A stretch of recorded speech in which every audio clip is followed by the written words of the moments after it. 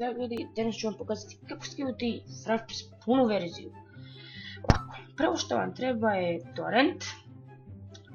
U torrent, evo ga, to vam treba. Idete na Google. I onda kucite Google, ako već niste na Google. Dobro. Sad, ovaj link ću vam ostaviti u deskripciji. Evo taj link. Postavit ću vam u deskripciji. I kliknete enter. Fraps, evo. Ako želi Fraps, tako, vidite, sad pišete ovdje gomila kilgovana, ovdje, znači to vam nije ništa bitno, da ovo nekako. Piše get this torrent, kliknete tu. Remember, mi to ništa nemojte, kliknite samo kliknite launch application.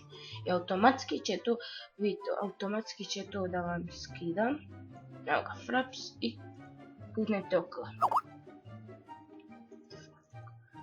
Prvo Fraps i da vice reći. Ok ljudi, opet mi je ovo ide. Ok, i kad ga skinete, nemojte da gledate, idete, kad ga otvorite, pisat će vam Fraps i vi ga pokrenite i ovo ćete dobiti. I onda kad uđete u njega, evo piše vam yes, neću ga startam, kliknete yes i idete, da će mi se desno nešto.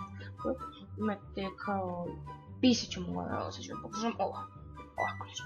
Idete FPS, ovako neće treba vam bude, ovako povećajte, ovdje je 12, ovdje je gdje vi želite, ovdje namestite gdje će vam čuvaju snimci, F1, ovo vam je da zmenjamo samo, ključ hotkey, ne znam što je, ovdje za kalkulatač.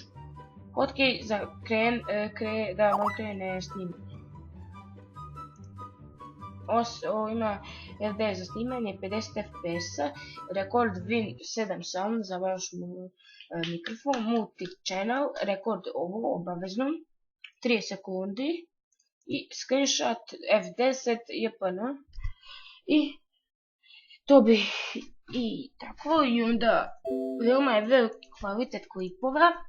Prvi problem je u tome što imate mnogo vam zauzima. Ako vi tako želite, dobro. Ljudi, to je bilo to za ovu epizodu. Vidimo se u sljedećoj. Pa, pos!